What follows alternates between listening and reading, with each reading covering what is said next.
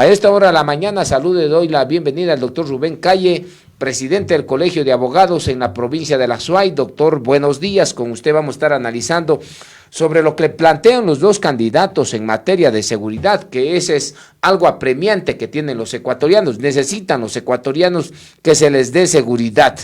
Pregunto a usted, como presidente del Colegio de Abogados en la provincia de La Suay, ¿les llama la atención los planes que plantean los dos candidatos, Daniel Noboa y Luisa González? Buenos días y bienvenido. Buenos días, licenciado. Buenos días a la audiencia de este grato medio de comunicación. Un saludo a la ciudadanía y de manera particular a nuestros colegas abogados de la provincia y del país.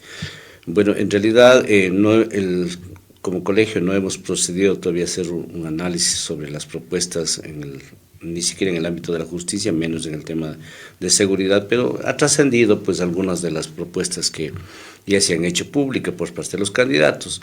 No es tan, para nosotros no es tan fundamental hacer un análisis, porque muchas veces todo lo que se dice en campaña realmente queda en eso. Es más, los planes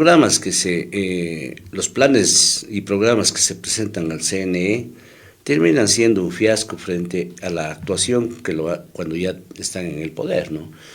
En este sentido, una cosa es decir y otra cosa es hacer. Todos, sin embargo, todo el gobierno, absolutamente todos los gobiernos, desde la época de Félix Cordero con mayor fuerza, los gobiernos han metido las manos en la justicia. Y ahora se habla de ello porque estamos viviendo un grave problema de inseguridad pública. Ya no es inseguridad simplemente del país, ciudadana, sino es una inseguridad pública general en todos los niveles. Y estos espacios de inseguridad, o más bien estos ambientes de inseguridad, generalmente son creados propiamente por quienes gobiernan para que en medio del miedo aparezca el gobierno, primero como El Salvador, y segundo, la gente está preocupada, está distraída, ¿no es cierto?, está atemorizada y no interviene políticamente sobre las diferentes actuaciones de los gobiernos, de las entidades estatales. Si en medio de un temor, como nos pasó en medio de la pandemia, hay un asalto a los hospitales, hay unas políticas de incremento de los combustibles, hay políticas fiscales en contra de los intereses nacionales. Por tanto, estos espacios o ambientes de inseguridad son el mejor espacio para el gobierno pueda tomar decisiones contra los intereses nacionales muchas veces y sobre todo contra los intereses populares. Entonces, hablar de la seguridad no es hablar del tema de la policía, no es el tema de hablar del presupuesto, de la capacitación, no. Muchos de estos espacios son creados propiamente por los gobiernos. Y ahí, si vamos a los últimos tiempos, vamos viendo cómo en medio de este ambiente se han ido dando incrementos de los combustibles, se han ido dando una serie de medidas que en otros tiempos no habrían pasado. Entonces, las declaraciones que se hacen finalmente ya cuando están en el gobierno implica meter la mano a la justicia. ¿Por qué?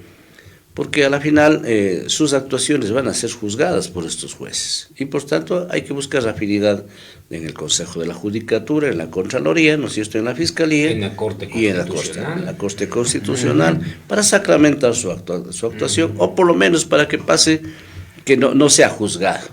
Entonces, lamentablemente no existe en nuestro país un desarrollo democrático de nuestra sociedad y por eso en nuestras narices se van dando esto todo el tiempo. Ahí me incluyo a nuestros gremios profesionales que también todos no hemos tenido una participación clara frente a estos temas y hemos dejado que las cosas vayan sucediendo en esta forma. Entonces, muy bien. ¿Y esta Constitución queda en letra muerta? Definitivamente es una muy buena declaración. Es un gran libro, llamemos así, del deber ser, de lo que se aspiraría en una sociedad. Sin embargo, ya en la aplicación de esa Constitución, primero, los propios derechos fundamentales que contempla el artículo 66 y varias otras disposiciones, están sujetos a reglas a través de la Ley Orgánica de Garantías Jurisdiccionales y Control Constitucional. Y dentro de ello se han ido estableciendo reglas y decisiones de la Corte Constitucional que van limitando esos derechos.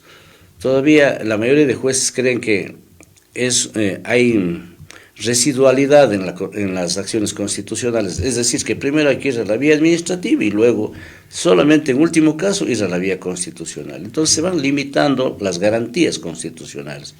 Por ello es de que en lo que refiere a los derechos ciudadanos, realmente queda mucho, queda en letra muerta. Y por eso también se viene planteando ya desde varios sectores del país que también la justicia constitucionalizada, también especializada, también sea en el ámbito constitucional, porque con la decisión de que todos los jueces son constitucionales, nos encontramos jueces que abusan del derecho para conceder garantías como las habeas corpus y con los cuales se echan abajo sentencias dictadas luego de procesos, ¿no es cierto? Hay como actúan de jueces constitucionales, ¿no es cierto? Pueden darse todo este tipo de circunstancias.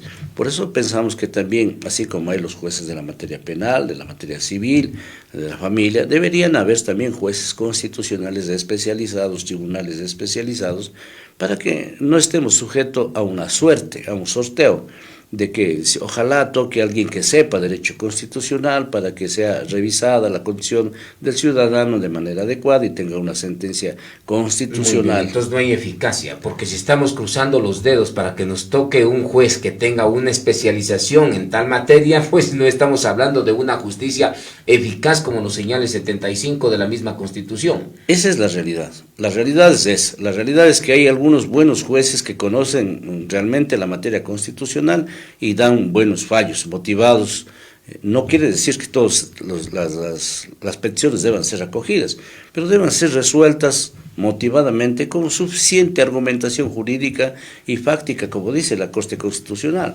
Pero lamentablemente encontramos muchísimas resoluciones, tanto de jueces de primer nivel como de segundo nivel, que dan mucho que desear. Muy bien, ahora doctor, vamos al tema electoral. Pues nos ha llamado la atención los planes de gobierno que tienen los candidatos, dos que pasan a la segunda vuelta, Luisa González y Daniel Noboa.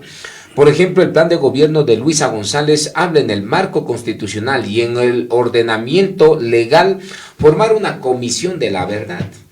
Les llama la atención esta comisión de la verdad que ya ha fracasado en nuestro país, las comisiones de la verdad que han terminado revisando sentencias de jueces para dejarlas sin sustento, quedar libres y generar impunidad.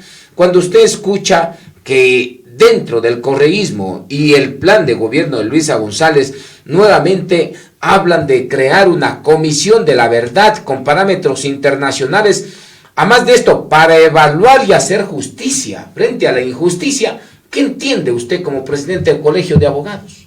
Bueno, no hay que lucubrar mucho, es decir, ya hay experiencia sobre lo que significan las comisiones de la verdad y que en definitiva a través de esto lo que se pretende es crear una última instancia de revisión de las sentencias.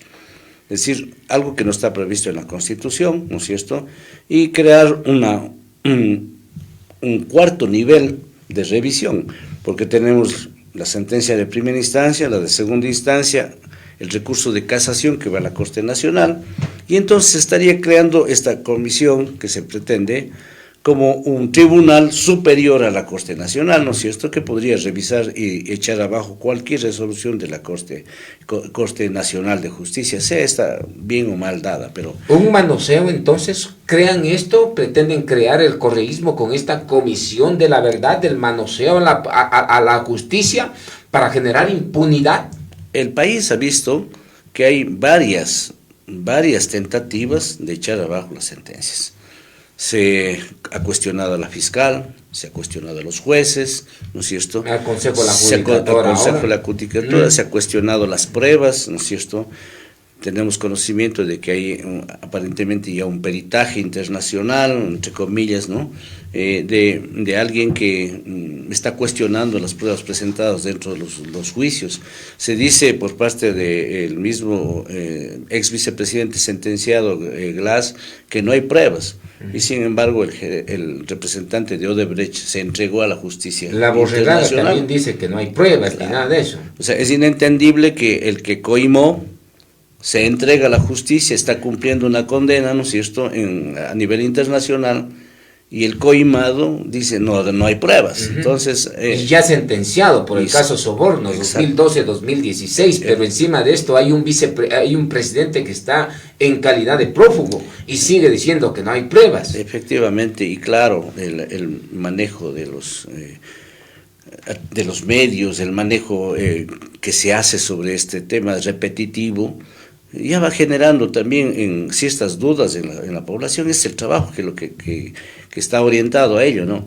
Entonces, en este contexto, pues ya comienza a ser medio aceptado algunos de estas objeciones que han venido realizando a las resoluciones, a las pruebas, etcétera.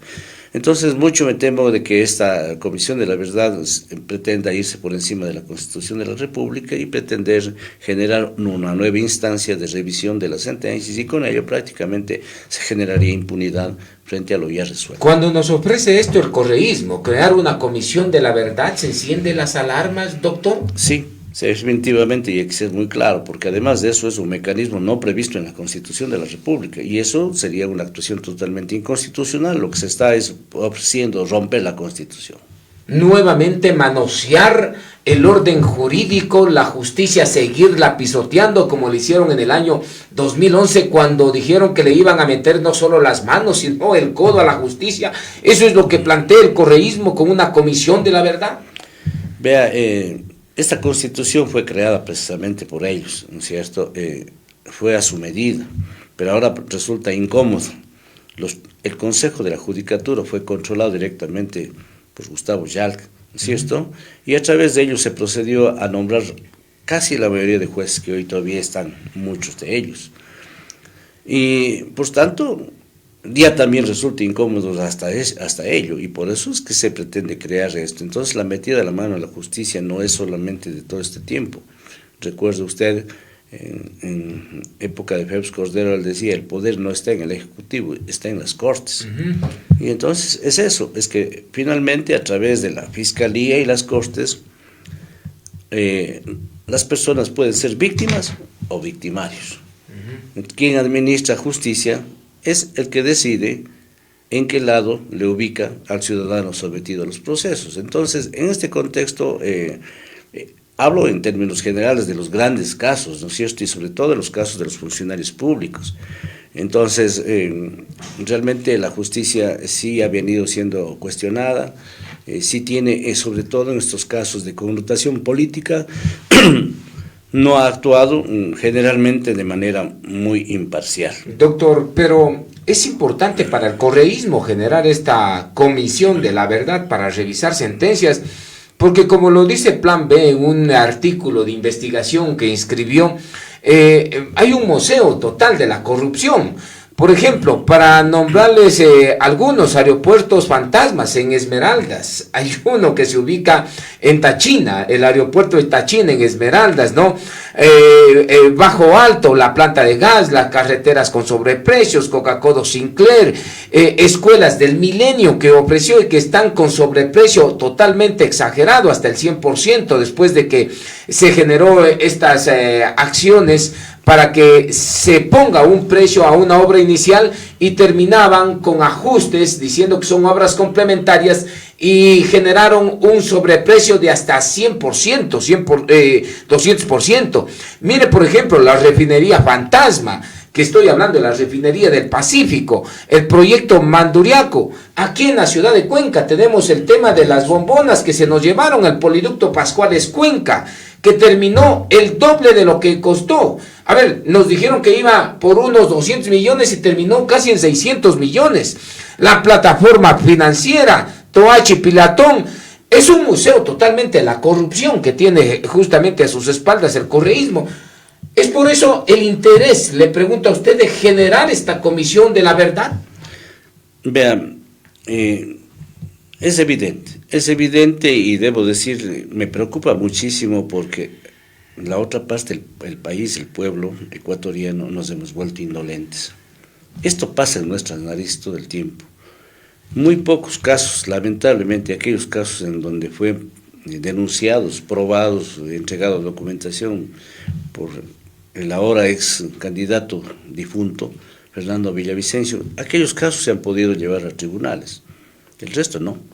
Y esto, el país como que ya nos hemos ido acostumbrando, ¿no es cierto?, a que esto ocurra, y un escándalo, un asalto a los intereses nacionales se tapa con otro, y vamos así. De la capacidad del asombro hemos perdido. Lo que el día de hoy es escándalo, mañana lo tapa otro más grande, otro más grande, uh-huh. Y entonces todo lo que usted ha referido ha sido eso, ha sido una sucesión de escándalos de corrupción, de robo, pero muy pocos han sido llevados a tribunales y muy pocos están cumpliendo condenas. El resto están fuera del país y haciendo campaña de consultores.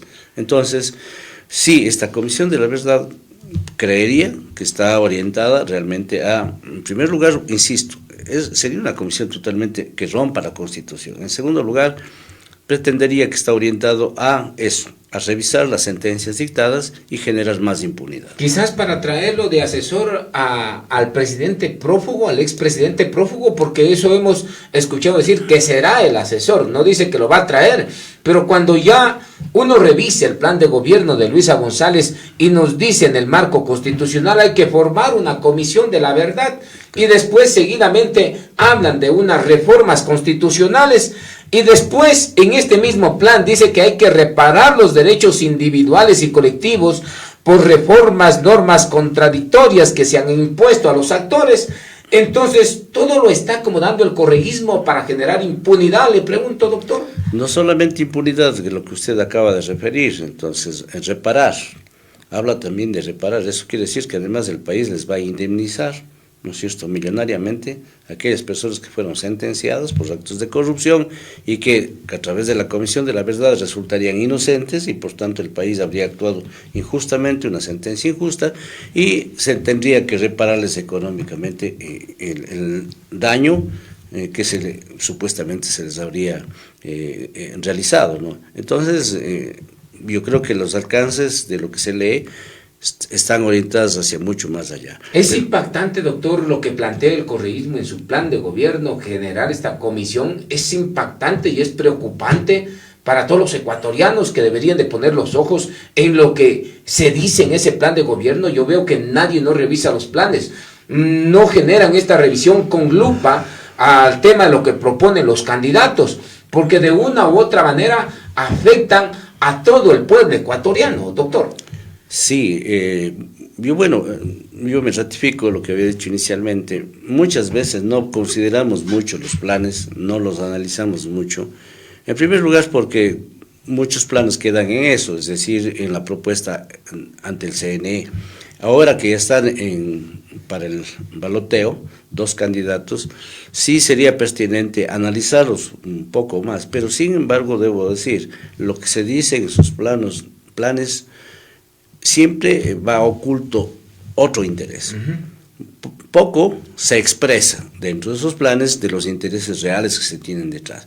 Veo que aquí en este caso sí se puede vislumbrar que hay este interés de generar más impunidad y generar más obligaciones para el país. Y esto lo podemos creer como un acierto porque hay unos planes que se ofrecen y no se cumplen, pero hay otros que se ofrecen y se cumplen, más aún cuando hay intereses de generar impunidad en materia de justicia.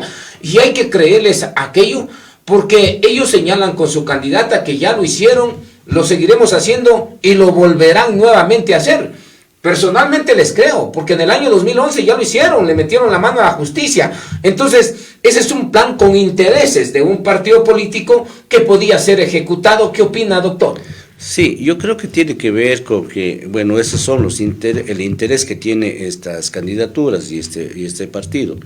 Pero también ahí tiene mucho que ver que nuestro país, que el pueblo ecuatoriano, que las organizaciones, que los intelectuales, inclusive hasta los gremios y las universidades, generen un mayor desarrollo de conciencia democrática. Porque también puede pasar eso, que el país, por más interés que haya, el país no permita esos abusos, no permite esos atropellos. Y eso lo podemos hacer todos los ecuatorianos desde nuestros diferentes espacios. Es decir, la opinión, la presión que se ejerza la actitud democrática que se ejerza desde la ciudadanía, puede ser un limitante para que estas aspiraciones o estos intereses no se ejecuten. Mire, doctor, el tema, entiendo que estamos casi sin tiempo, pero comparado a lo que propone el plan de Daniel Noboa, señala que, por ejemplo, para programas de seguridad directamente le apunta al desarrollo social y económico. A mí me parece más sensato aquello, porque en el plan de Daniel Noboa no se habla de meter la mano a la justicia, creando estas comisiones de la verdad, entre comillas. Y aquí el plan de Noboa, para generar condiciones apropiadas, es generando oportunidades a los sectores marginados, a los sectores desaparecidos, como por ejemplo en Esmeraldas, en donde el Estado se ha olvidado, existe una indolencia del Estado, aquellos sectores fronterizos que podrían ser potencializados, pero que el Estado los ha olvidado, y aquí señala claramente de que hay que generar programas sostenibles, oportunidades de empleo, calidad en la educación, atender en servicios básicos, reducir la pobreza y las desigualdades para disminuir los factores de riesgo y de esta manera generar seguridad. ¿Qué diferencia ve con un plan que dice hay que crear una comisión de la verdad y el otro que se apunta a programas más sociales? ¿Cuál a usted le parece más concreto, doctor? En las aulas universitarias y en la vida hemos aprendido que en las sociedades el mejor caldo de cultivo es la pobreza para la delincuencia. Es decir, la delincuencia se desarrolla en mayor nivel, ¿no es cierto?, crece en mayor nivel cuando hay más pobreza.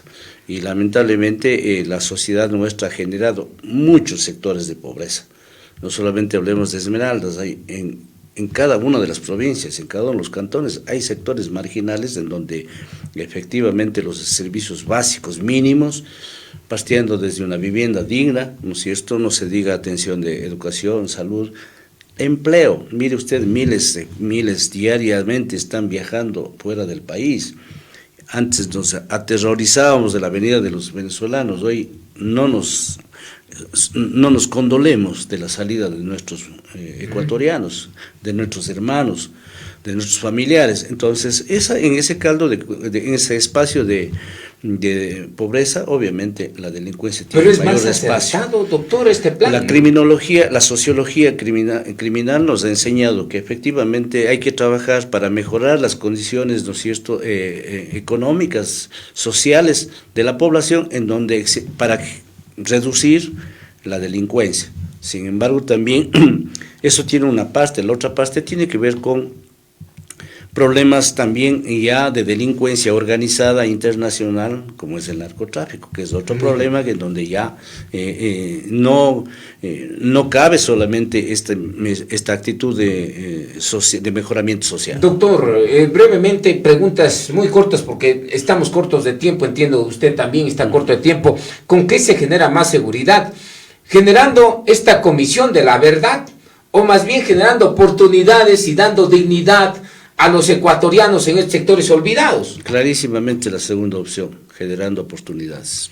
Con el tema de Daniel Noboa. Ahora, ¿qué le parece el tema de la ciudadanía suramericana que nos hablan nuevamente, el correísmo? Se pasaron de la ciudadanía universal, que lo estipula el 416, numeral 3, a la ciudadanía sudamericana. ¿Cree que nos van a dar seguridad con esta ciudadanía? De ninguna manera. Lo que eso significado fue precisamente eliminar las fronteras, el control, ¿no es cierto?, de ingresos y egresos, a cuenta de que son ciudadanos y son ciudadanos universales.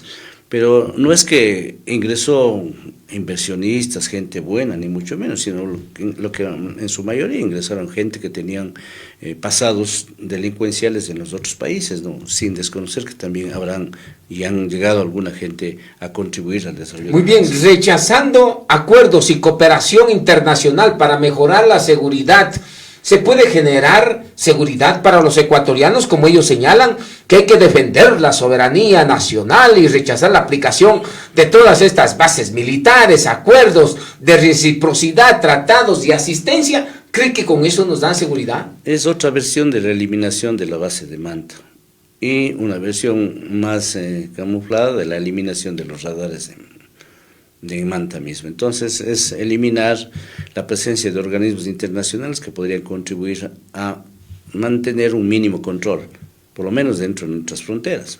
Muy bien, el plan de Daniel Noboa se enmarca en todo lo contrario, es decir, todo lo que dice Luisa González, en donde se puede ubicar de mejor manera la ciudadanía, en donde rechazan todo, quieren generar todo como una especie de un estado dentro de otro estado o teniendo cooperación que nos puede ayudar a todos los ecuatorianos. Vea, el ser humano, no se diga un país, cualquiera de los ciudadanos, este rato somos ciudadanos que estamos conectados universalmente a través de los medios, a través de las redes, del conocimiento. De manera que pensar, cuento de soberanía, somos soberanos porque no interviene ningún organismo internacional, cuando nosotros mismos, los ciudadanos, estamos conectados en todos los niveles, eso sería un absurdo completamente. Es necesario la cooperación internacional, que es recíproca, ¿no? Y que es fundamental en varios campos del desarrollo del país. No se diga también cuando existe ya la delincuencia organizada a nivel internacional, que requiere una actuación de cooperación internacional. Muy bien, delincuencia organizada y delincuencia institucionalizada también. Que es organizada, no solamente hablemos en el tema de los tráficos, también la corrupción, el lavado de dinero, ¿no es cierto? El lavado de dinero de la corrupción, porque lo que se ha robado en nuestro país no es que se ha quedado aquí, se han llevado fuera. Y entonces es necesario la cooperación. Mire usted, los corruptos que han sido funcionarios públicos han sido juzgados en Miami, en otros países, pero aquí no. No, aquí dicen entonces que eso es bueno. Si no hay pruebas. Entonces eso no podemos decir de que eso se debe eliminar. Por lo menos en otros lados han rendido cuentas y gracias al juzgamiento en otros lados se ha sabido lo que ha pasado en nuestro país, el caso de Poli. Así es, claramente. Doctor, ¿hay algún pronunciamiento finalmente del Colegio de Abogados sobre el tema de las elecciones o no? No, todavía no hemos hecho un análisis al respecto. Como Colegio de Abogados, pues estamos preocupados en estructurar el plan de trabajo ya ahora que estamos al frente del colegio, y eso lo vamos a anunciar en los próximos días a nuestro gremio y a la ciudadanía. Pues hay un plan bastante positivo que lo tenemos previsto y que lo vamos a hacer público en estas próximas semanas. Doctor, nos queda debiendo tiempo para nuestra audiencia porque tiene otras ocupaciones. Yo le quiero agradecer a usted por tomarse este tiempo y venir acá a compartir su criterio sobre lo que proponen los candidatos a la presidencia de la República. Gracias al doctor Rubén Calle Mejía, presidente del Colegio de Abogados en la provincia de La Suay. Muchas gracias, siempre a la orden. Muy